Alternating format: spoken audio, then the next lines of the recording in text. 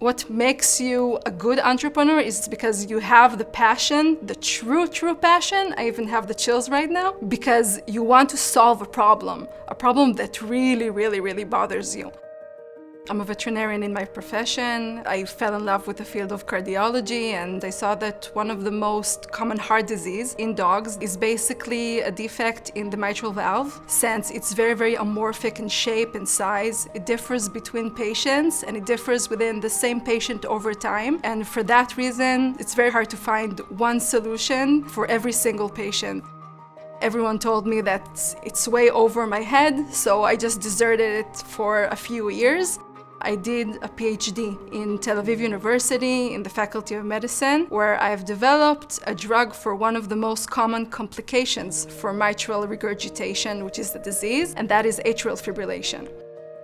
During my PhD, I was invited to join the Entrepreneur Center, specifically the Yazamiyot program, which is designed for women in advanced degrees in Tel Aviv University. I decided that if I'm going to get accepted to this specific course, I have to do something with the idea that was running around my head for a few good years. There I met one of the mentors, which is Varda Badet, and eventually we decided to collaborate.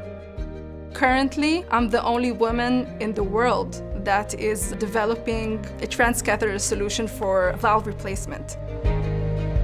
The name of my company is Symbiosis CM. The docking system that we're developing has a major impact specifically on those patients that are currently being disqualified from clinical trials, from all the existing devices.